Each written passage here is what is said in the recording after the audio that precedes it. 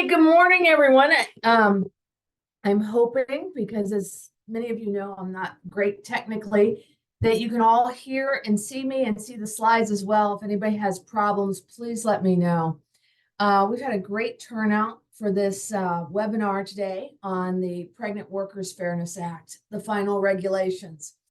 We're going to go through those. For those of you who don't know me, I'm the compliance specialist for CTR. And I practiced as a labor and employment attorney for close to a quarter of a century and lived to talk about it. And retired to spend more time with my family. And I always loved doing the educational piece for clients. And this is just a wonderful opportunity here. I see we're already getting some questions and answers or questions here. Let me just take a look. Okay, I don't have audio. Do you have audio now? Okay, have audio now. Great. Wonderful. If anybody has any problems, let me know. There is the chat box or the Q&A box. I invite any questions at any time. I will stay after the webinar ends as long as we need to answer everything. I'll try to answer as many as I can as we go through as well. If you can put them in the chat, that's probably the best place for them. But if you can't and need to put them in the Q&A, that's fine as well. For those of you who've seen our seminars or our webinars before, it's being recorded.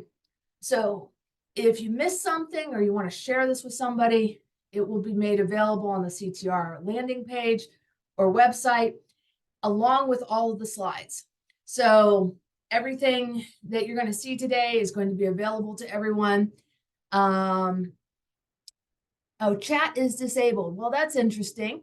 Thank you for telling me that. I guess we'll put everything in the Q&A then and go from there. Let me slide this over. I apologize for that. That shows my lack of technical skill. In any event, put it in the Q&A then, and we'll get to all the questions we possibly can. So everything that we're talking about today, you will get electronically a copy of the slides.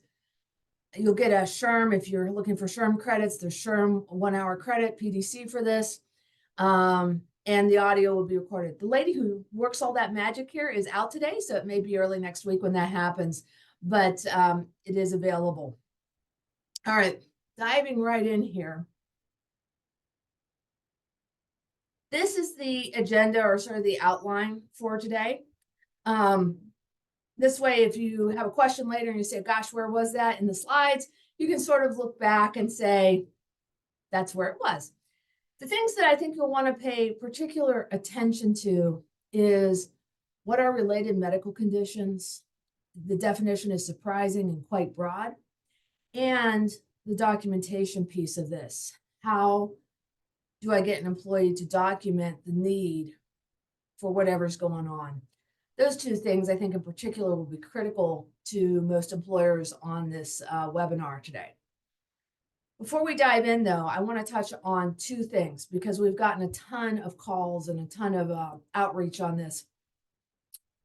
So this is an additional webinar that we're doing this month. Typically, we do our webinars on the second Thursday of every month at 11 o'clock, and we have one scheduled for May 9th. It was supposed to be on disparate treatment. It'll still touch on that. We're going to spend at least half of May 9th's compliance webinar talking about these two topics because they came out this week. One is the FLSA basis increase, the salary basis increase. You can see the numbers up there. And then the FTC banned most non-competes, except for some really highly paid execs who already had non-competes or the sale of a business.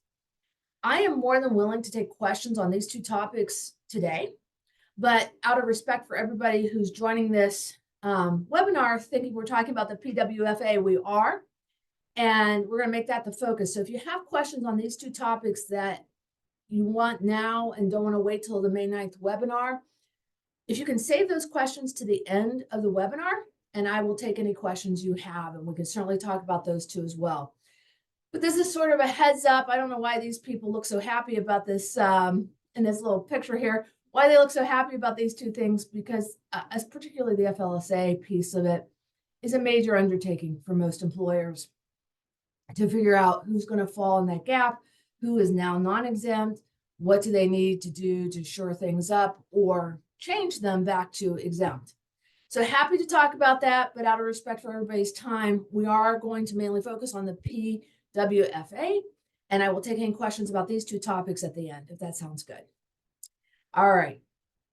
So why do we have this law in the first place? How did we end up here? I think it's important to look at, because as we go through here, people who are familiar with the Americans with Disabilities Act will say, gosh, a lot of this law sounds a lot like the ADA, and they're right, but there's some very important differences. So how we ended up here is a lot of people, including Congress, said, hey, there's some things that don't seem fair here. The ADA covers people with disabilities, which means a long-term permanent condition that affects a major life activity, but we might offer some accommodations to those folks. But for the lady who's pregnant, who just needs an accommodation for a short period of time, maybe the last trimester, we don't offer any accommodations. We're not required to, unless you're in a couple of states that have laws that do.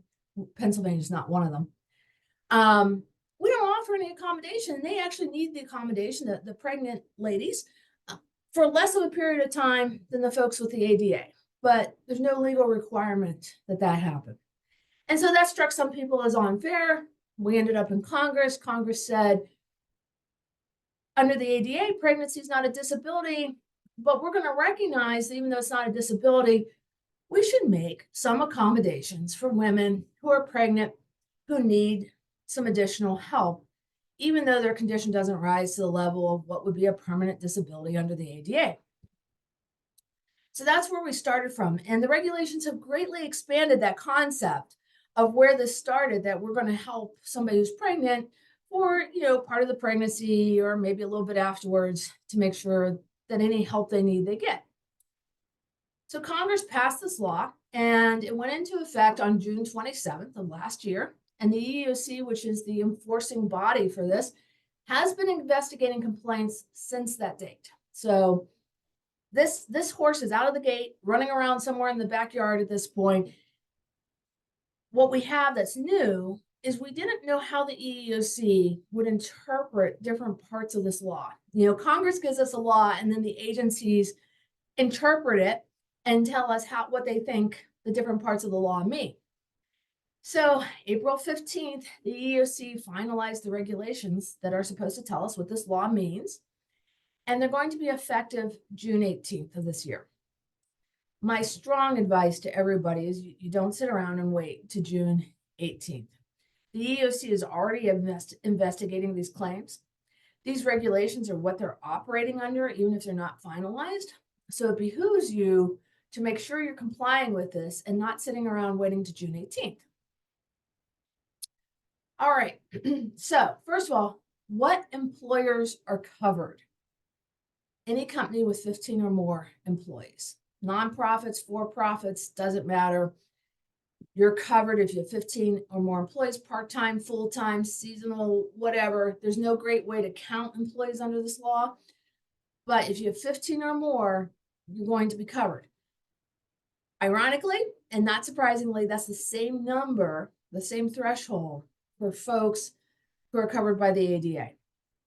And you can see on the screen all of the words in blue we're going to focus on today and define and sort of describe what the EEOC thinks those mean. Not what we think they mean, what the EEOC thinks they mean.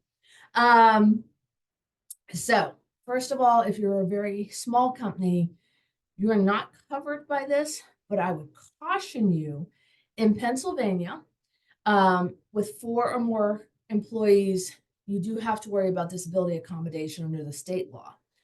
Some pregnancy-related conditions are disabilities. And so even if you're real tiny, you might not have to worry about this law, but don't just blow off a request for an accommodation by somebody who's pregnant, because you need to look at whether or not it's a disability under the state law and whether a reasonable accommodation is appropriate. All right, so any company with 15 or more employees needs to provide a reasonable accommodation. All of these familiar with the ADA have heard that before. To a qualified worker, talk about what that means. Known limitations, we'll discuss that as well. related to, and that's a very tricky term under this law, pregnancy, childbirth, or related medical conditions. And that's a huge umbrella. Anybody who's looked at this law is probably sitting out there saying, wow, I can't believe all this is covered, unless the accommodation will cause the employer an undue hardship. We'll talk more about undue hardship, but basically the regulations say, and that should be far and few between. Almost nothing should be an undue hardship for employers. So go into this with that mindset that arguing that something's an undue hardship isn't going to get you anywhere, except in rare cases. Go into this law with the concept that you are going to have to comply and make accommodations, not that you're going to fight the accommodations. In the legislative history to this, and this is important, the Congress said, hey, some of these accommodations should be no-brainers, and that you should be just doing them like almost automatically. And they gave a list of some of the things that they thought would be reasonable accommodations, such as the ability to sit, or conversely, the ability to stand if you have a sitting job. Drink water, carry water with you, receive closer parking, flexible hours, appropriately sized uniforms, safety apparel, etc. Take additional breaks for the bathroom or eating or whatever.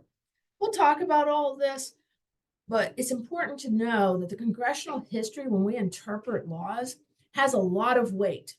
So if Congress is out there saying, hey, all of these things are reasonable accommodations, you will be very hard pressed to say that one of those is not.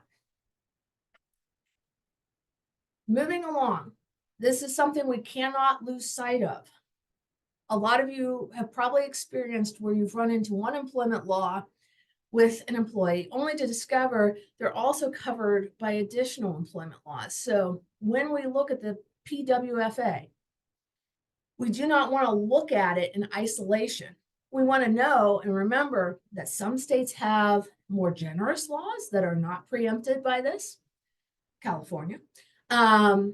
We want to know that these people are still protected by Title VII, which covers gender discrimination, pregnancy discrimination, and the ADA, because again, some pregnancy issues or issues related to, and we'll talk about the related medical conditions, are disabilities in and of themselves. And so if you get somebody like that who's covered by both the PWFA, I'll get the acronym right, and the ADA, we're looking at two laws, two different ways of requiring information or documentation from the employer, and two different sets or two different ways of accommodating them. So if you're not tearing your hair out already, you might be by the end of this webinar. And again, please feel free to ask questions as we go along. All right, so what does a limitation mean under this? So the limitation is a physical or mental condition related to or affected by pregnancy, childbirth, or those related medical conditions that we'll talk about. It's an impediment, and the important thing to remember is it's not necessarily a disability. It can be very minor. I'm just extra thirsty during my pregnancy, or I have morning sickness, so I like to drink a lot of water because it makes me feel better.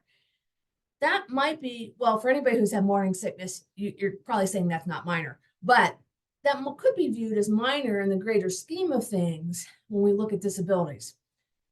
So there's no threshold, first of all, as to how severe the limitation needs to be for this law to kick in. So that's sort of your first takeaway. The request can be extremely minor. The limitation or the need that the person has can be very, very minor. They're going to be covered by this law, and you're going to be required to accommodate them absent some extraordinary circumstances. The need or problem has to be to help maintain the employee's health. So if I need extra water, sure, that maintains my health. If I need to sit down because, my back's killing me because I'm carrying a basketball around, that's going to be maintaining my health. Seeking care, prenatal appointments, right? What if I'm completely out of time for prenatal appointments because I went to Hawaii for 3 weeks and blew all my PTO? this law is going to say, hey, a reasonable accommodation is still giving Anne time off to go to that prenatal appointment, even though she blew all of her PTO. And you can't discipline me for it, right? That would be a violation. That would be retaliation under this law. Post childbirth appointments, and we'll talk more about this as we talk about related conditions. One of the related conditions is infertility. What if I need off multiple appointments to go see an infertility specialist, or to have time to say testing, or whatever it might be? That's all going to be covered by this law, whether I have PTO or vacation or sick or whatever time you call it off. I see we've got some questions here. Okay, so great question. Would the time needed to go to appointments need to be paid to the employee, or would it have to be unpaid time? So right now, this answer is going to depend on whether the employee is exempt or non-exempt. Under the FMLA, and you may be running FMLA concurrently with this if you're 50 or more employees. If it's also an FMLA qualifying condition, you're allowed to sort of dock the exempt person salary for the time that's spent on the FMLA condition. But if you're not an FMLA employer, if this isn't an FMLA issue, for exempt employees, there's nothing in this law that says you can dock their pay for a partial day absence. So non-exempt employees, pretty straightforward. Non-exempt are those that we pay overtime to, unpaid, unless of course they have PTO or something that would cover it. For exempt employees, it's going to depend on whether we have an FMLA leave or intermittent leave running concurrently for some of these appointments, whether we're going to be able to take the deduction or not. So great question. Thank you for that. All right, let me get back over to the screen. Okay, so again, the limitation can be very, very minor. Another of the related conditions is menstruation or birth control. I'm waiting to see how that plays out when somebody strolls into an HR office and asks for some time off. And I'm not trying to minimize problems that women can have with that, but those are related conditions that if somebody strolls into your office and says, hey, I need some time off because I'm having problems with my period, you need to start looking at that and saying whether or not we need to accommodate. All right, we have a really interesting question here. Somebody asked, will this also apply to males? So a male with infertility. Right now, there's no indication that that does apply to males. The law seems to be geared solely towards women, and there's a question, I suppose, that will be raised at some point, whether that's going to include trans women or not. But right now, it does not appear to apply to men with infertility. Of course, those gentlemen with infertility could be protected. Infertility is often considered a disability, so they're probably protected by the ADA. And the same analysis is true under the ADA. Would it be reasonable to give them some time off to go get infertility treatments? Almost always the answer is going to be yes to that. Okay, are they, somebody else has asked, and again, I'm just trying to go through these questions. Are they protected if they take an unreasonable amount of time due to minor limitations? So that's going to be a case-by-case basis. If there's fraud, they're not protected. But how do you determine fraud? You know, how do you say to Anne Lavelle, you're in the bathroom too much? I don't believe that you need the reasonable accommodation of going to the restroom more. I think you should only go once an hour, not twice an hour. That's a tough argument to make. If there's fraud, right? If somebody, and you could actually prove this, which would be extremely difficult, says they're getting treatment for stuff, and we're going to talk about the documentation that you can and can't require, and you'll see why I think there is the opening for fraud here. If I've lied to you, clearly you can do something about it if you can prove it. Really tough to say at what point does it become unreasonable. Essentially, you would be saying it's an undue hardship at some point. Anne goes to the bathroom too much. It's an undue hardship. She wants to take 2-gallon jugs with her of water around. And I know you're probably not thinking that. You're probably thinking of the person who wants to go to or is going to the doctor 3 times a week. There's nothing in the law that says what frequency is or isn't reasonable or unreasonable. You'd have to go down the path of saying it's an undue hardship. That's a really difficult argument to make. So difficult burden of proof for an employer to say that something's unreasonable. Okay, again, so for an hourly employee non-exempt, an hourly employee is always non-exempt under the FLSA. If they went to an appointment, it's unpaid. Yes, unless they had other PTO or sick time that you would normally allow anyone else to use for an appointment. Okay, so interested, whoops, I just deleted my chat box. That was not good. 1 second here. We'll get that back. Not sure how I did that. Well, me and technology don't always go hand in hand. All right, let me keep covering a couple things while I work to get the chat box back here. So again, minor issues, anything that's related to or affected by or arising out of the pregnancy, childbirth, or the related medical conditions. So anxiety is one of the examples in the regulations. High blood pressure, back problems, anything like that, you might have to accommodate to help the person during the period of time that they have this issue.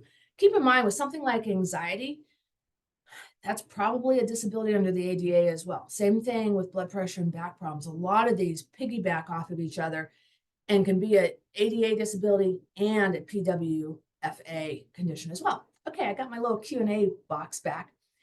All right, so interesting spin. So can we deny personal PTO for vacation time in order to save as much PTO time as possible for their medical appointments?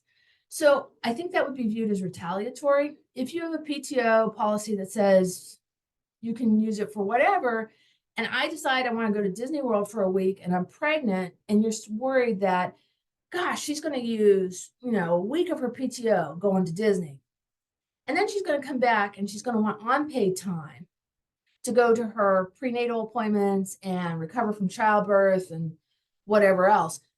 You're not going to be able to say, hey, we're going to treat you different. You're not going to be able to use your vacation or PTO to go to Disney because we're anticipating you're going to need that for whatever related to the pregnancy. So I don't think you're going to be able to do that. You're going to have to follow whatever your policy is on the PTO or vacation time and allow me to use it the same way you would allow anyone else to use it so that you don't run into a retaliation problem. Okay, how far will it go to cover the menstruation issue? I don't know. So we'll talk about that in related conditions, but it just says anything related to it. So to me, that's a really broad umbrella to say anything related to having your period is now covered. I think the intent of the law is to say it's for women who have difficulties with that. And we all know that some people can have severe problems with that. But again, this law is not limited to severe problems. I'm waiting for the person to call in and tell their boss they have cramps. Not minimizing that, but I can see that happening. And I think at that point, you need to take a look and say, okay, we have this law. How do we handle this? What kind of documentation are we going to require to prove that this person needs time off because of menstrual cramps? And we'll get to the documentation part later here. Okay. We typically designate FMLA upon delivery or if the employee is placed on bed rest or physician documents that the employee can't work. Should we be designating it earlier for some reason?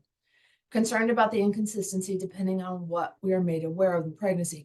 Absolutely, you can designate it earlier. And that is a choice by the employer as to when they want to start designating it. You can be generous and save the FMLA till the person delivers the baby or has a pretty severe problem where they're on bed rest. Or you could say, hey, even prenatal appointments are covered by the FMLA. And so we're going to look at this as an intermittent FMLA leave as we go forward here.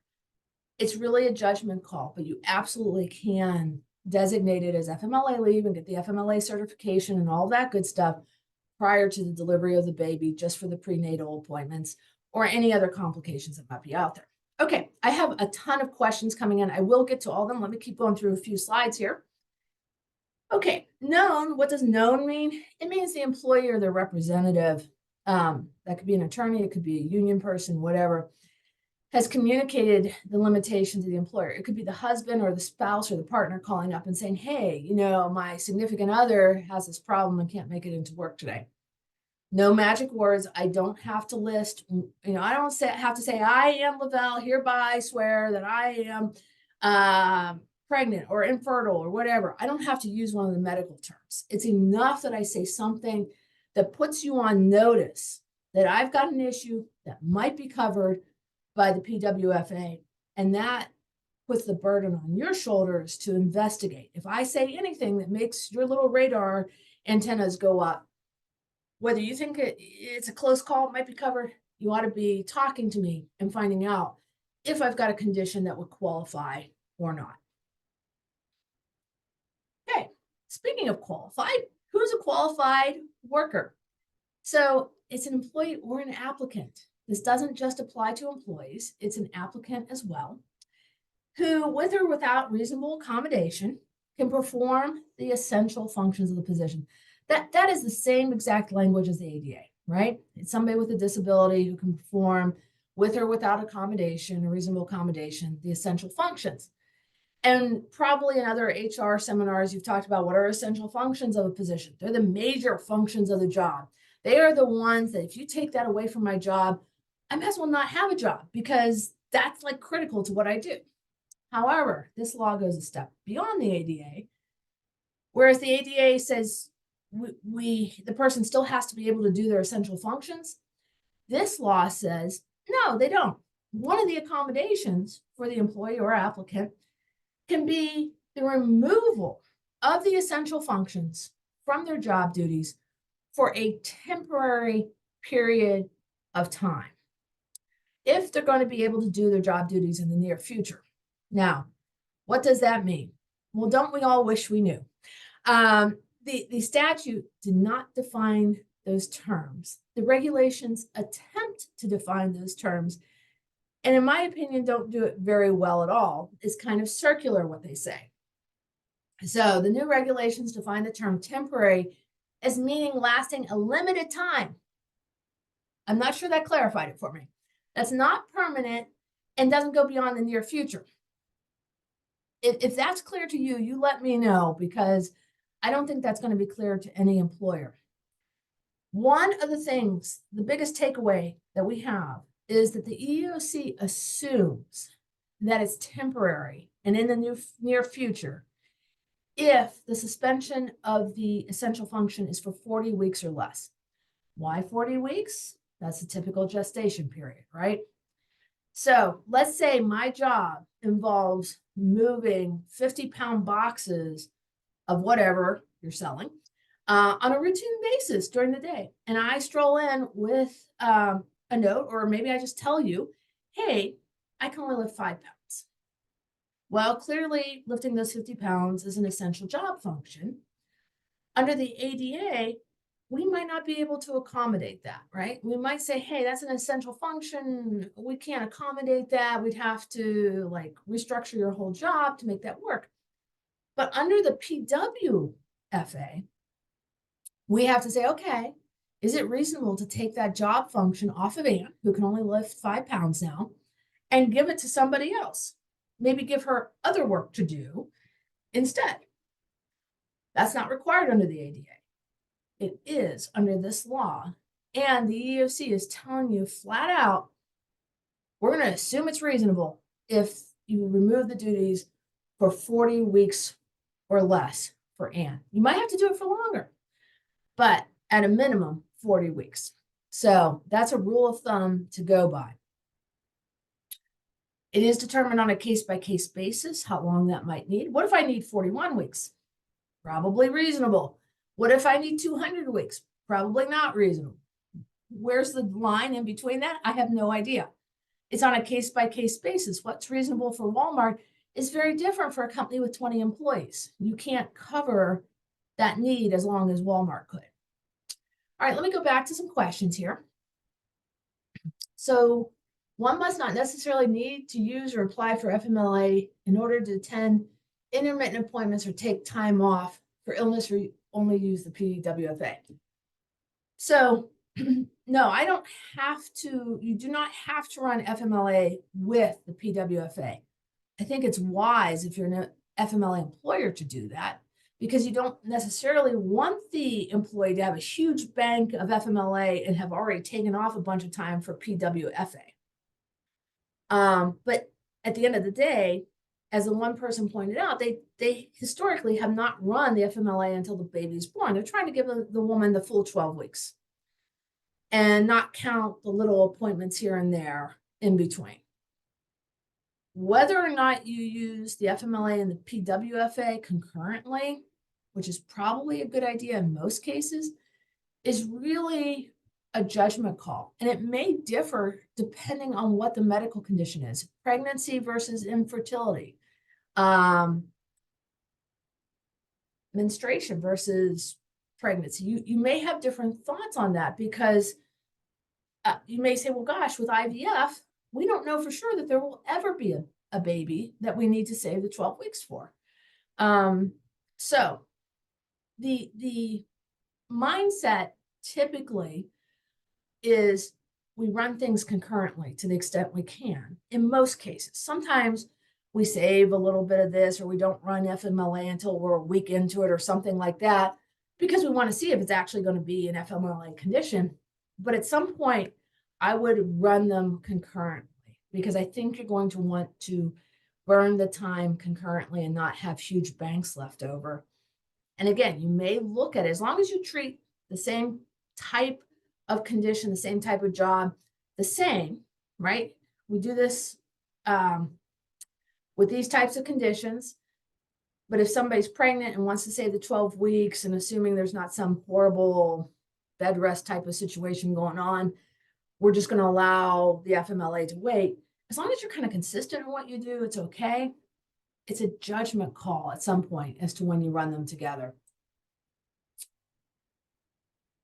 Okay, so somebody has asked for clarification on the pay thing if you have somebody who's exempt. So under the FMLA, if you're running these concurrently, and that may be a reason to run them concurrently, if you're an FMLA employer, the FMLA expressly allows you to dock an exempt employee, that's somebody who doesn't get overtime and is paid a salary, for intermittent FMLA leave. If you're not an FMLA employer, or you're not running the FMLA concurrently, there's no provision here that says you can dock the exempt employee for a partial day absence. So it depends on whether you're an FMLA employer, whether you're running it concurrently. You can require them to use their PTO, right? If I'm an exempt employee and I decide, this morning I need to go for an appointment, and I'm out 2 hours, you could force me to use my PTO bank for that. But you can't if you're not an FMLA employer and you are not running it concurrently. If you are an FMLA employer, you're going to have a problem docking this unless they change the regulations. Okay. I'm just looking through the questions here, and then we'll get back to the slides. Okay, so does this cover menopause? It does not expressly list menopause as a related condition, but it has a catch-all to say anything else that's similar. I think menopause probably falls into something that's similar, even though it's not expressly listed as a related medical condition. I would be very leery of saying no to somebody experiencing menopause related issues, to say, no, you can't have time off to go to the doctor until we get further clarification from the EEOC. One of the problems with new regulations is there's a lot of question marks. There's a lot of gray areas. That's one of them. All right. Okay, somebody's asking about documentation. We will get to that. We've got a couple people asking about that. Okay, somebody said, how's having a period or cramps related to pregnancy? Pregnancy is the absence of a period. Okay, I agree with that biological statement. The EEOC doesn't though, and it's the EEOC's opinion that counts. So the EEOC thinks a lot of things are related to pregnancy that some of you may really object to. They think abortion is, they think miscarriages. You can kind of see that. There's some controversial stuff, and I stay away from politics, but there's controversial stuff that they say is related to pregnancy that you may be going, I don't see the connection, or I can't believe they think this is related. Ultimately, it's not our opinions that count, it's the EEOC's opinion. So yes, I agree with the biological statement that somebody made. But again, the EEOC feels that it counts. Okay, somebody said, okay, we're under 50 employees, so you're not an FMLA employer. You offer 12 weeks off for maternity leave, including time off prior to birth. When the employee comes back, they need more time off to care for the newborn for any reason. Are we required to keep them on staff? So that's a loaded question, right? First of all, there's a cultural issue there as to whether when the baby has the flu and mom needs a day off or whatever, you're going to terminate mom for that. What I would say that I would watch out for on that is whether the baby or mom has a disability. If they do, and you're over 4 employees in Pennsylvania, you're going to need to, if mom has a disability, you're going to need to give her time off for the disability. If the baby has a disability, you can't retaliate against mom because the baby has a disability. So you have to watch how you phrase that termination, that you're not saying, hey, your kid's going to need a lot of time because they were born with XYZ problem. It's the time off. And you also need to make sure you're treating that mom the same as you would any other employee. So if you had somebody with cancer who exhausted their FMLA leave, or I'm sorry, exhausted 12 weeks of leave or whatever it is that you give that person, if you kept letting them have time off, that mother could say, hey, they do it for Joe, who's male, who has cancer, but they don't do it for me for whatever my issues are. So there's no blanket answer to that question. You need to look at it on a case-by-case basis and make sure in particular that you don't have a disability with respect to mom. Okay. Since magic words are not required, how do you know if the modification or the essential function is related to ADA or PWFA? Can you ask, are you asking for this under the ADA or PWFA? No, I wouldn't ask that question. You could, but I wouldn't ask that. What you need to do is engage in the interactive process and say, okay, you came to us and said you need time off for a back problem. We know you're pregnant. Let's talk about that, right? What's the issue? And hopefully by talking to the employee, you can ferret out whether you have PWFA, ADA, or both. Most likely you've got both. Is miscarriage covered? Yes. We'll talk about those and related medical conditions, but yes. Okay, let me jump back to my slides. I appreciate all these questions. I will get to them. Okay, so somebody is asking, are male employees eligible to take time off for presumably their significant other's medical appointments under the PWFA? No, that is not anticipated under this law. FMLA, they're saying, well, hey, they're not a spouse, they're not legally married. Be careful of that one because you can get common law spouses. Some states look at it broader than just a legal marriage. So do be careful if you're saying no to somebody under the FMLA to attend their spouses or their significant others significant others medical appointments, even if they're not married. When FMLA runs out, does PWFA still apply? Yes. So if somebody, let's say very early on in their pregnancy, needed 12 weeks off, and we've blown through the FMLA and they still need time, you've got to look at this under the PWFA. How does menstrual migraines apply to this? They're going to be covered. So anything that's related to a related medical condition is covered. And we'll talk more about that in a second. All right, let me get back to my slides because I do want to be respectful of everybody's time and we will try to get to everything here. So related medical conditions. So use of birth control. So again, I'm not exactly sure how that impacts employment, but I guess I could say, hey, I need time off to go see the gynecologist so I can refill my birth control. I guess that works. Breastfeeding, pumping. We already have rules and regulations about that, but they're saying, hey, this is covered as well. Some of this you can see, miscarriage, stillbirth. That seems to make sense, right? Endometriosis, that's a medical condition that affects women and their uterus. That's covered. Abortion, choosing to have one or not choosing to have one, is covered. I am certain that we're going to see a religious organization contest that. But for most of you that are for profits, it's covered. Whether you're a fan of that or not, it's covered. Among other conditions, that's your catch-all. So the question about menopause, I think that's probably among other conditions until we're told otherwise. The regulations reference conditions that are not unique to pregnancy or childbirth. So migraines, somebody asked about the menstrual migraines. So menstruation is a related condition and the migraine is related to the menstruation. So therefore it's covered. Nausea, vomiting, high blood pressure, incontinence. That definitely is not just a symptom of pregnancy, right? It could be. So imagine this very real scenario for a lot of women. You've had past pregnancies, and you can see in the first paragraph, past pregnancies is covered. And because I've had multiple kids, I now have urinary incontinence. That is probably a disability under the ADA because that's a major life activity, being able to urinate appropriately. And it's probably a PWFA situation because my urinary incontinence is likely due to some of the changes in my body from the multiple pregnancies I've had. So if I need time off to have surgery to fix that little issue or big issue, that's probably going to be covered. That's why if somebody's came to you and said, hey, I need time off for whatever surgery, that may be not crystal clear as to whether we have ADA, PWFA, or both. And that's where you must, this law requires that you engage in the interactive process just like you would for ADA.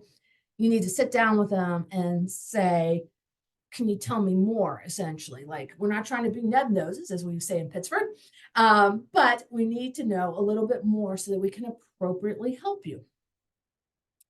Very important, the EEOC bent over backwards saying this list is not exhaustive. So again, that's why I think menopause would be covered, because it's not exhaustive. They can envision a whole bunch of conditions that they can't list or can't even think of probably that would be on this, that would be qualified here. Okay. Reasonable accommodations. So just like with the ADA, we have this list here of kind of common accommodations that they're saying, hey, this should be a no-brainer. If somebody comes to you and asks for this, these should be sort of automatic accommodations that you're looking at. And absent an undue hardship, you need to do it. Frequent breaks. That's also possibly what's known as a predictable assessment, and we'll talk about that in a second.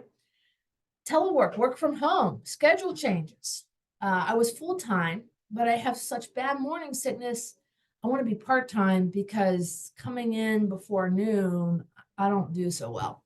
Parking. I want to park in the CEO's spot because I'd like to be close. I'm joking there, but close parking, right? Because mobility issues or just, carrying that basketball around. And I've been pregnant several times, so I can identify that that's not the easiest thing to do. Is, shorter walking distance is helpful. Job restructuring. Some of this, and again, if you have a union, makes this even more difficult, but you need to look at that and say, what can we do if Ann can't lift a 50-pound box and she needs to do that 10 times a day? Can we make Joe do it? And this law says, yeah, make Joe do it. Giving my essential functions to another worker is a perfectly fine way to accommodate me. Adjusting exams. So think about a physical exam for some jobs. Maybe as an applicant, I can't pass it because I'm 8 months pregnant. But if I take the exam after I have the baby, I'm going to do okay. So not probably a common scenario, but something to be aware of. So just going into these a little bit more, and you can see how within each reasonable accommodation, the EEOC is thinking about and talking about additional conditions that could be out there, right? Postpartum treatment, C-section, episiotomy, infection, depression, right? Postpartum depression, thyroiditis or preeclampsia, which is like really extreme high blood pressure and bad things while you're pregnant. Any of that could be something under the PWFA that you need to accommodate. IVF appointments, working from home. That's an ADA accommodation as well. That could be if I'm on bed rest, it may be appropriate to accommodate me by letting me work from home. What if my job is assembling widgets on the production line? How do you let me work from home? Well, you could say, we're going to give you different job duties. There may be something I'm qualified to do from home, and I can do that, you know, a little inventory or I don't know, something. So we have to look at whether a change in job duties would allow me to work from home, even though normally I'm on the production line making widgets. Parking, we kind of already covered that. Light duty, even if you say, hey, my light duty jobs are only for workers' comp, that doesn't fly under the ADA and it doesn't fly under the PWFA. You can't just reserve your light duty jobs for workers' comp. You have to make them available to somebody under this law, as well as the ADA. Modify existing facilities, okay? Move my space closer to the bathroom if I'm in the bathroom all the time because I'm either vomiting or I have to urinate all the time. A fan to regulate temperature, right? Sometimes you get hot flashes with menopause or just temperature changes being pregnant. Pregnancy does wacky things to people. And I put myself in that category. I was already kind of wacky before I was pregnant, and several pregnancies later, I'm definitely wacky. That may be because of my kids, though. In any event, changing a workspace to allow the person to lactate. We already have rules about lactation and requiring us to give breaks to lactating mothers, but it's also saying, hey, you may need to change the workstation. The most straightforward example of that is if I have an office, we put a lock on my door, right? So that I can pump in my office, maybe I can do work at the same time. And, you know, that's a simple modification to my workspace to allow me to pump. All right. Again, we touched on the exams already. Undue hardship. Whether we're talking about the ADA, and after the slide, I'll do a few more questions. Whether we're talking about the ADA or the PWFA, this is the last place you want to be with the EEOC arguing undue hardship. They take a really dim view of undue hardship. It's an extremely high bar for an employer to meet. And if you claim that the undue hardship is because of cost, you are opening up all your books to the EEOC to say, well, you know what, you took the whole company to Kennywood, but you're saying it's too expensive to put a lock on the door? You don't win that type of argument. All right, absent extraordinary circumstances, this should be a last-ditch effort if it's undue hardship. If somebody says you have to rebuild the whole building for me, of course that's an undue hardship, right? But most things, even if they're going to cost you a few thousand, the EEOC is going to say, well, what else did you spend a few thousand on? Company lunches, company t-shirts, the exec's trip to Honolulu or whatever. If you're giving your executives a trip to Honolulu, let me know. I want to join. But that is the argument you're facing is you have to prove to the EEOC, if you're saying it's a cost-based undue hardship, that you spend your money so wisely that this expense would be way too much for you and you have never spent your money on more, I don't want to say foolish, but more recreational type of stuff or something like that. All right, let me get to a couple of questions here.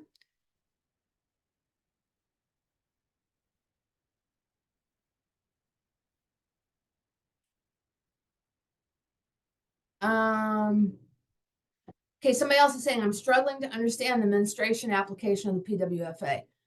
I would say join the club on that one. I think a lot of people are struggling to understand how that's going to play out in the workplace.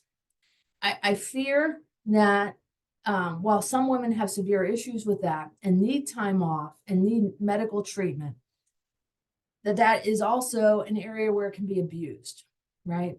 I don't feel like going to work today, so I'm going to say I have terrible cramps for my period and call up CTR and I'm not coming in. That's a tough one. And unfortunately, it's not our job to agree or disagree with the EEOC. The EEOC says it is. And so we are stuck with that. And it doesn't matter whether we see the connection or we see the potential for abuse or fraud, or we see the benefit of it, saying, yeah, that's going to help some women who really need some help. It just doesn't matter. We're stuck with it. So,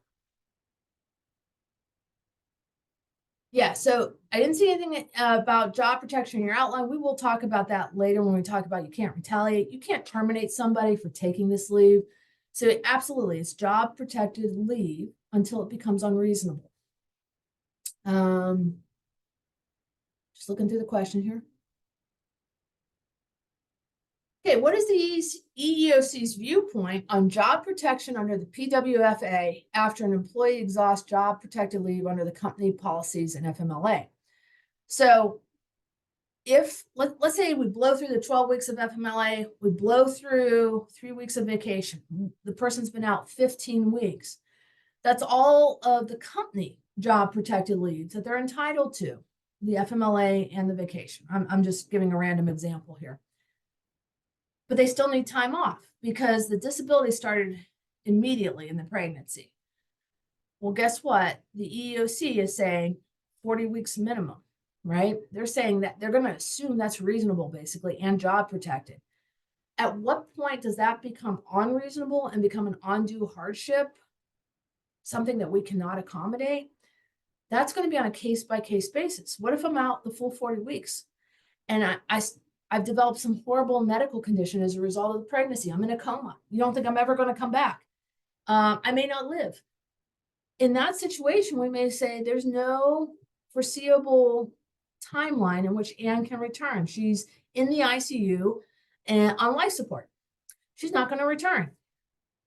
Yes, at that point, it's not job protected because we've gone through the full 40 weeks. But what if I have complications? I've gone through the 40 weeks, but I have some complications. I'm going to need another 5 weeks off. We will be looking under that at that request under both the PWFA and the ADA to say, is an additional 5 weeks appropriate? It's a close call. It's going to depend on how large a business you are. Walmart can absorb that type of leave much better than the 20-person firm can. It's going to depend how certain we are that Anne can return in that 5-week period or not. So it's really a case-by-case analysis as to when. We know that we've got that 40-week marker there, right? We probably shouldn't do anything before the 40 weeks. But after that, it's a case-by-case analysis as to what we do if Anne still needs leave or still needs the accommodation. Can we get this PowerPoint? Yes, absolutely. So the whole speech here is recorded and the PowerPoint. It will all be posted to the CTR website. Give us a little bit of time. The lady who does that, who works this magic, it's not me. They don't let me touch technology around here. Trust me, there's a reason. Is out today. She's on a much deserved vacation day, so this will probably be posted early next week, but absolutely, it will be posted. Okay, let me continue and look at the time here. Let me go through my slides since we're running close on time, and then I will take the rest of the questions at the end. Okay. And great questions, by the way. Documentation is something you really need to focus on. And if you're familiar with the ADA, this is very different. There are no document requests with predictable assessments. What are predictable assessments? Well, essentially, if I just say I need water or need to go to the bathroom more, that's a predictable assessment that you cannot force me to bring in medical documentation for. The rationale on that is it's common sense. And oftentimes women who are pregnant don't actually see an obstetrician until they're 12 weeks or more out, assuming it's a healthy pregnancy and there's no high risk and all that good stuff. And so they may not have a doctor to give you a doctor's note if they're at the 6-week mark and they're not feeling well and they need extra water or extra bathroom breaks or whatever it is. There's no documentation that you can require if the condition is obvious. What is obvious? Well, that's a good question because the regulations are not crystal clear on all of this. The example in the regulations is if the woman is showing. So if I stroll in and I'm an applicant and I'm 8 months pregnant and I say, well, I can do this job, but I would need XYZ because I'm pregnant. I'm going to need time off to deliver and whatever. And I wouldn't be eligible for I wouldn't be eligible for FMLA. I wouldn't be eligible for your vacation policies because I'll only have worked here a month before I deliver. My condition is obvious. It's obvious I'm pregnant. I'm showing. It's obvious I'm going to deliver the baby. You would be in a situation where you could not require documentation from me. What other conditions are obvious? I'm not sure. That's a gray area. Again, the problem with new regulations is there's lots of gray areas that we have to wait and see. Somebody's going to be the test case. Some employer will be the test case to say what is obvious and what is not. With other things, the information that we can require is very limited. It's very different than the ADA or the FMLA. Now, if we're running FMLA concurrently, that doesn't stop us from giving the person a medical certification, right? Which might help us with the PWFA to determine what in the world's going on. So if we decide the condition is not obvious and we need some documentation, we're limited. We can only ask for what's known as reasonable documentation in the circumstances to determine whether there's a condition and what the limitation is. What is reasonable? The EEOC takes a very dim view of expansive requests for documentation. So essentially something that's sufficient to confirm the condition, the physical or mental condition, that it's related to pregnancy, childbirth, or one of the other related medical conditions, and describe the change or adjustment that's needed to the schedule. One of the things the EEOC says employers should think about is whether self-certification is appropriate. They're a big fan of that. What is self-certification? So I stroll in and say, I have a back problem and I need light duty. That's maybe not an obvious condition, even if I'm pregnant, even if I'm showing. Not every woman who's pregnant has a back problem. But you could say, I believe Anne, and I'm not going to make her jump through hoops and get the medical certification. I'm just going to ask her to attest that she's pregnant. It's obvious that her back problem is related to her pregnancy, and she can't lift more than 10 pounds until the baby is born. That's something that the EEOC says is perfectly acceptable to take a self-attestation, a statement from the employee that says this is what I need. We could ask the person to get other information. And what's interesting about that is the EEOC says, hey, it doesn't necessarily have to come from a doctor or a healthcare provider. Now, I can envision examples where that would be appropriate. For example, what if I don't want to be near chemical fumes because I'm pregnant and I'm in a factory and I can pull off the internet an article from the Washington Post that says, hey, these fumes are harmful, or article from the Department of Health or somebody says these fumes are harmful. Do I need a doctor's note for that? Or are you willing to accept the information from the Department of Health or the CDC or whoever? That's a judgment call to make. All of this information, just like ADA, medical information must be kept confidential in a separate file, separate and apart from the personnel file.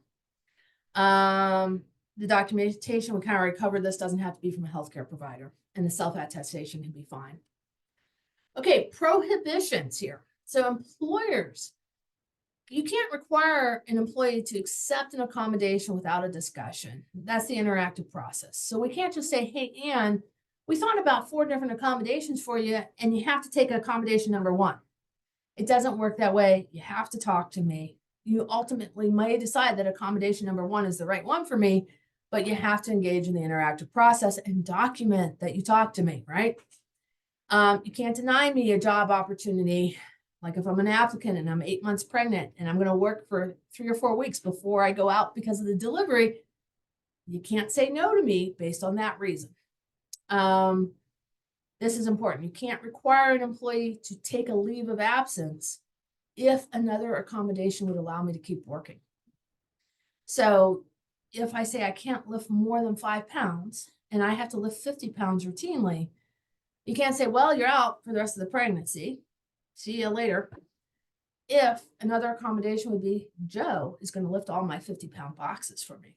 We know Joe's going to be thrilled with that. You can't retaliate against an individual for reporting or opposing unlawful discrimination under the PWFA or participating in a PWFA proceeding or investigation. So if I come to you and say, I want whatever under the PWFA, you can't terminate me, right? You can't terminate me because of my use of an accommodation or time off or whatever under the PWFA. You can't interfere with any individual's rights under the PWFA. Okay, I think I made it just at the 12 o'clock mark to be respectful of everybody's time. I am going to do all the Q&As now. If you want to stay on, you're more than welcome to. If you want to go grab lunch in this beautiful weather, I would understand that as well. So whatever works for people, I will go through the questions. Please feel free to send any other questions that you might have right now. And I hope I'm getting to all of them here. Okay, we currently have an expecting employee who has been told she is not allowed to work remotely due to work performance. Are we required to allow her, or does she have to ask and say it's with regard to her pregnancy?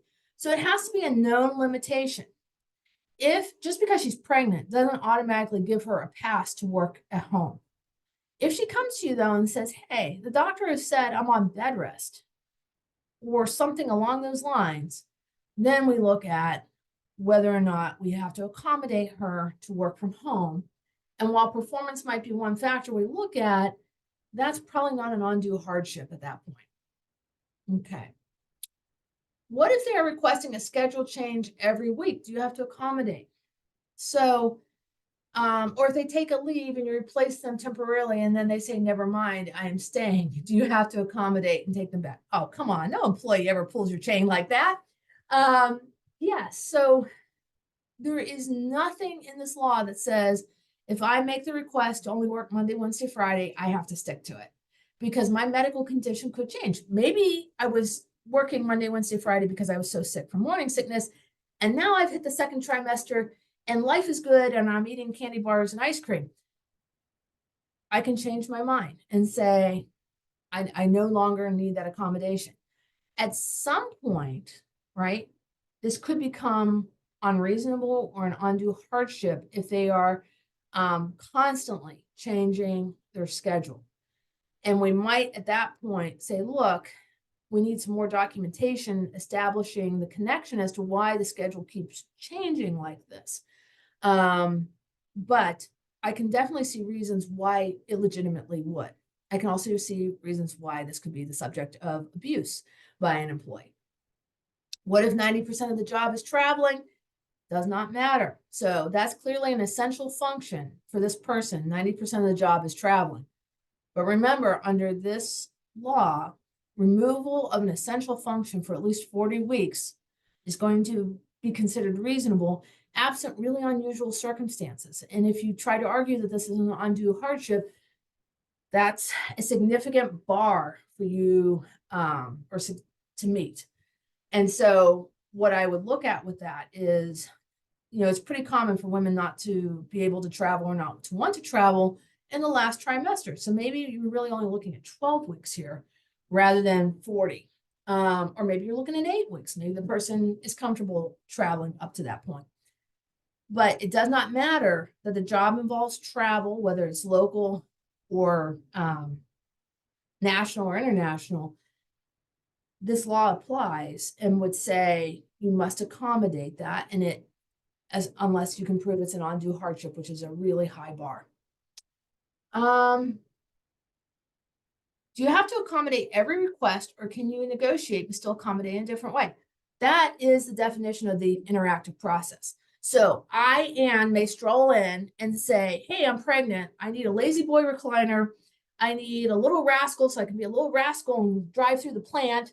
And I need to come in at noon and whatever else. You can certainly talk to me and say, look, some of these are appropriate accommodations.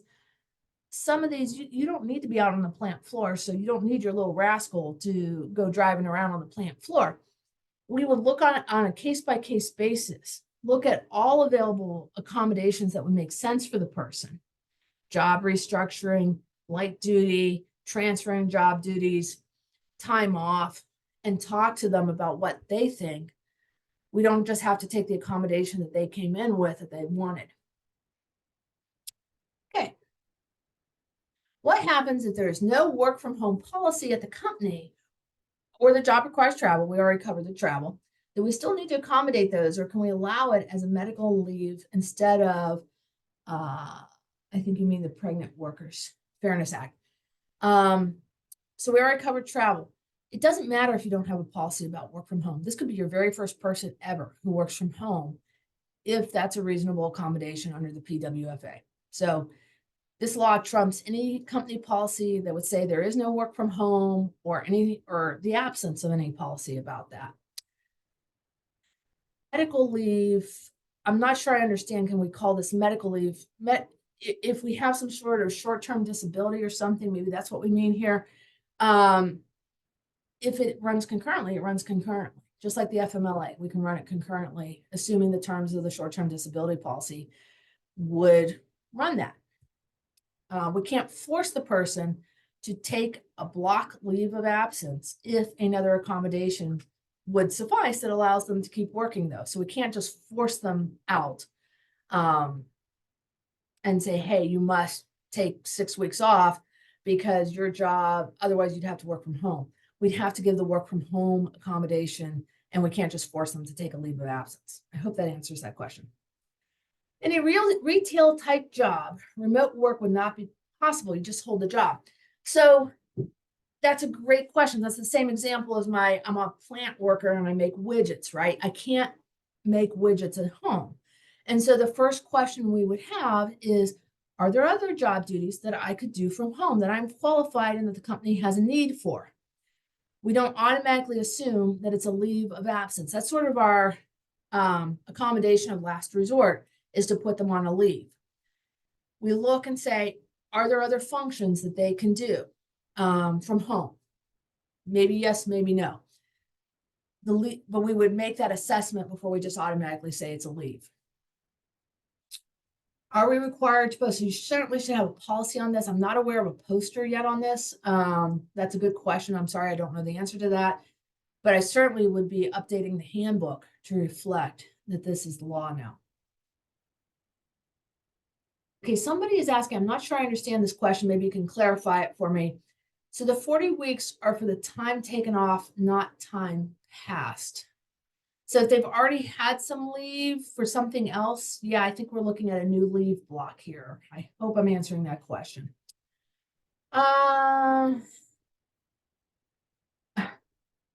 Okay, somebody knows me from my prior life as an attorney. It's nice to hear from you. Thanks so much.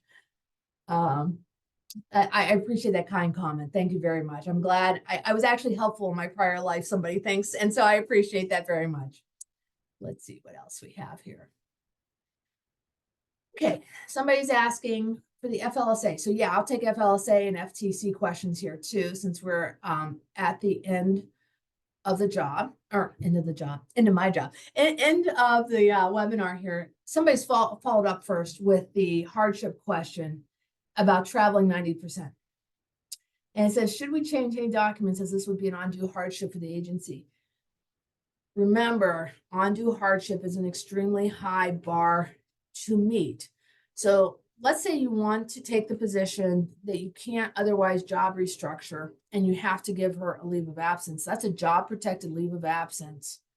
If you say, I can't restructure the job to remove the travel because the travel is 90%. So you have a different accommodation. You don't have a termination there. You're saying one accommodation is an undue hardship. Again, that's going to be your burden of proof. Just keep in mind, that's an uphill fight with the EEOC, not impossible, but an uphill fight. And you need to establish why they can't do any other job, why they're not qualified to do that, why you can't restructure the job, why you can't make it part-time, whatever else. Just be prepared for that argument. Let me look here for any other.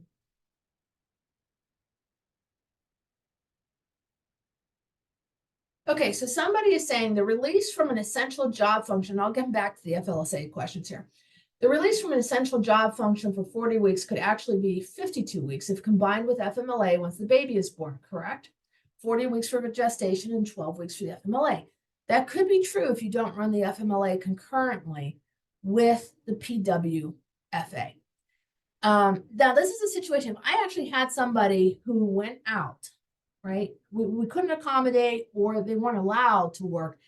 And like on day 1 of the pregnancy, they're out of the workplace. So we know they're going to be out 40 weeks, which again, that's going to be really rare. You're really going to have less than 40 weeks, I think, for most people, because most people don't even know they're pregnant on day 1. But let's hypothetically say we've blown through the 40 weeks. I probably would have run the FMLA if I knew I was going to have that long a block of absence, a block leave like that. I probably would have run the FMLA concurrently. But ultimately, it's a cultural choice as to what you want to do with that, as long as you're consistent among employees. So in your scenario, though, if you did not run the FMLA concurrently and you waited till the baby is born because you want to give mom and the baby a chance to bond, whatever, yeah, you're right. They'd be out 52 weeks. And in fact, in the proposed regulations, the EEOC indicated that they thought actually 52 weeks was probably appropriate. In the final regulations, they said, hey, 40 weeks for sure, but maybe longer. Knowing the EEOC's predisposition in the draft regulations, even if you hadn't saved the FMLA, I think it's a very likely outcome that the PWFA would say, hey, 52 weeks is probably reasonable, which is probably not what anybody wants to hear on this call. All right, let me keep going here. Oh, okay. Michelle, thank you. There is a poster and it's online. I apologize. I did not know that. Thank you very much, Michelle. So one of our clients has pointed that out and I appreciate the help on that. Okay, the SHRM code will also be sent to everybody who is attending. That gets sent out with a copy of the slide deck and some other stuff. Again, the lady who works that magic is out today, but that will be sent out. We do have an activity code for the PDC. Okay, if you run FMLA with the PWFA, with the time after the baby is born be limited to 6 to 8 weeks based on delivery and release by physician. Yeah, that could very well be the case, right? Part of that 12 weeks, if you ran the FMLA concurrently with the PWFA, and now the person doesn't have FMLA left for after the delivery, assuming there's no complications or disabilities or anything that might raise a red flag. We've got a healthy mom, we've got a healthy baby, we just need recovery from the delivery, then yes, that 6 to 8 weeks may be the limitation of the time they can take off.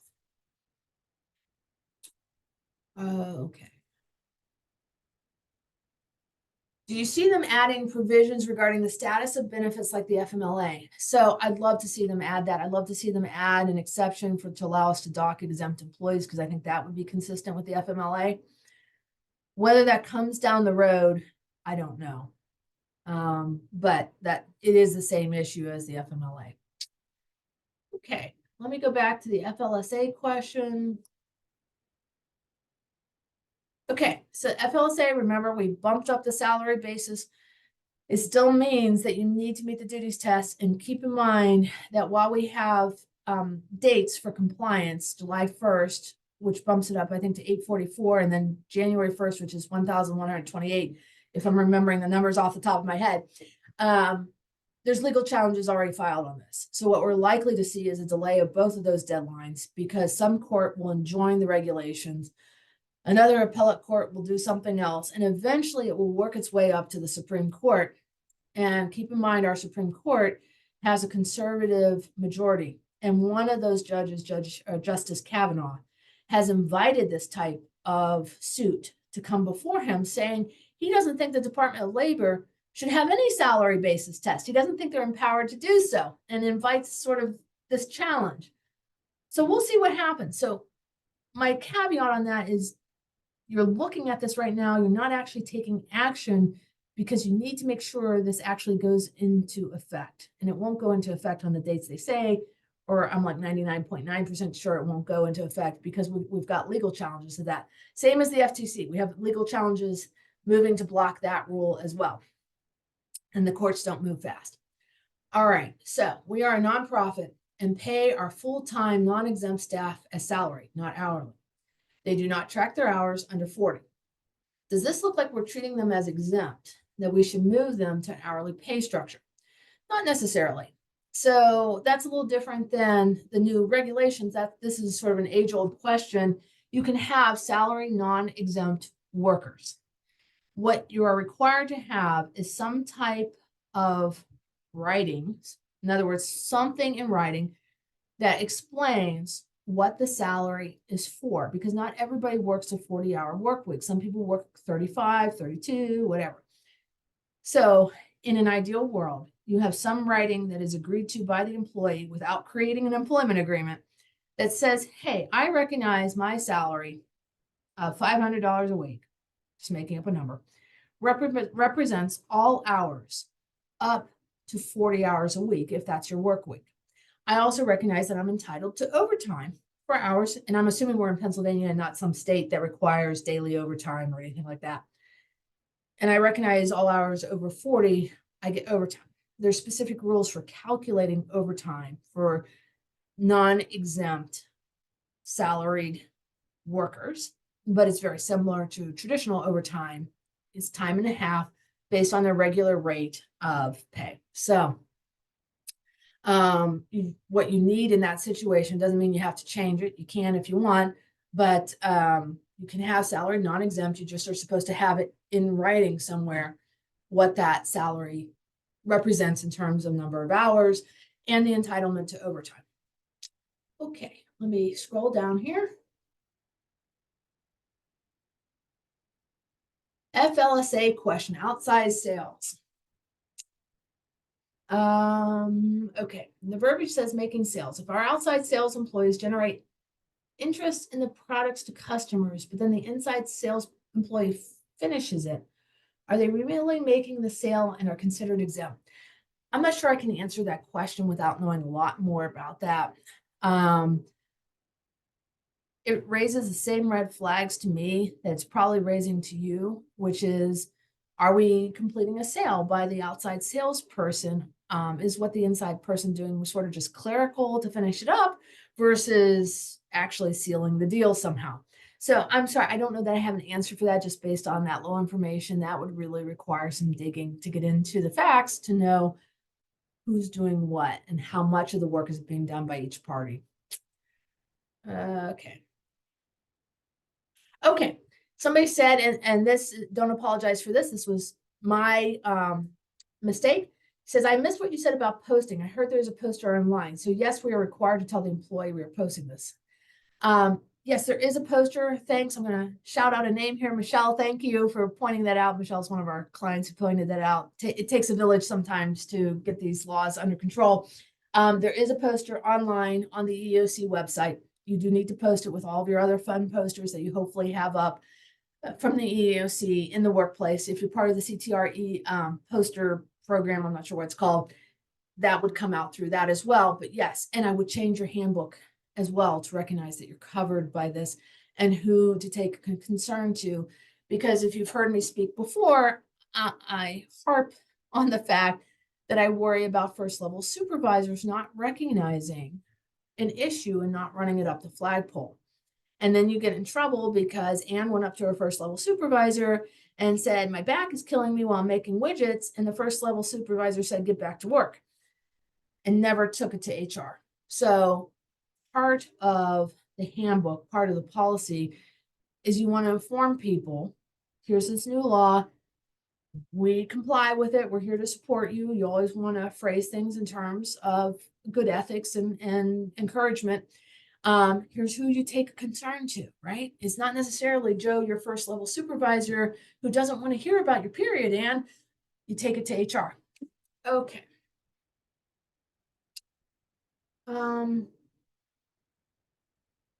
Okay, so question about the FLSA. Will incentives and bonuses count in the total? I have to look at that. I'm not sure the answer to that off the top of my head, but I will get the answer by May 9th and let you know.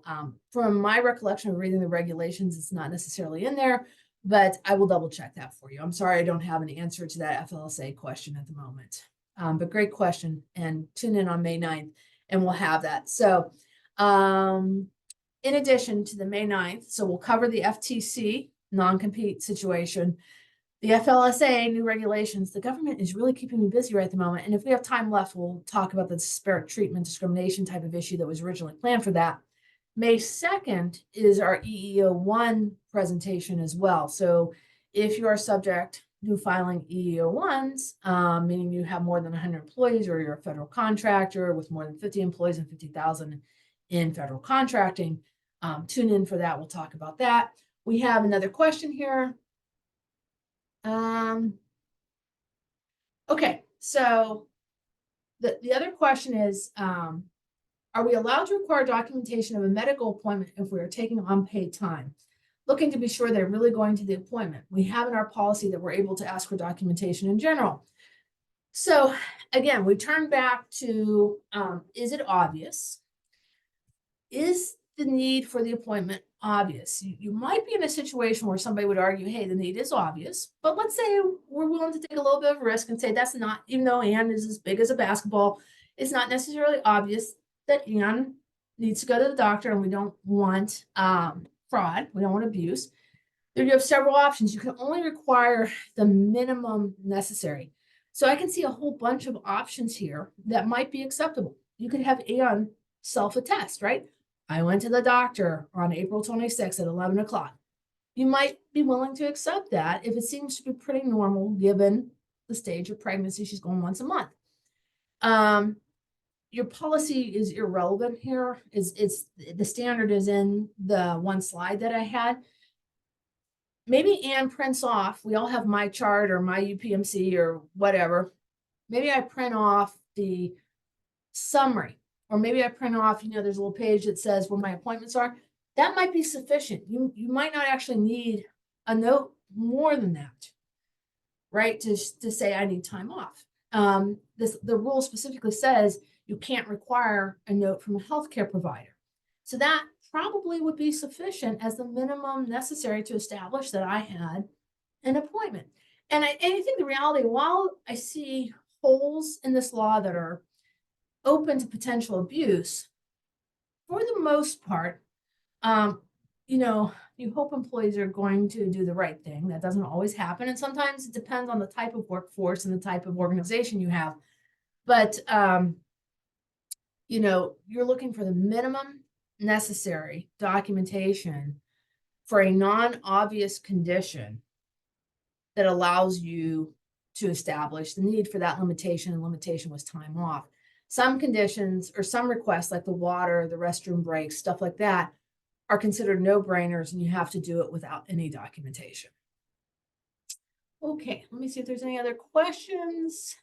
Everybody who said thank you, you're very welcome. I enjoyed doing this. I hope it was helpful to everybody. Okay, I don't think we have any other questions. I appreciate everybody's time and attention today, and good luck with compliance here. Know that there are gray areas, and we'll keep learning more about this law as those gray areas get fleshed out. Okay, take care, everyone, and enjoy the beautiful day.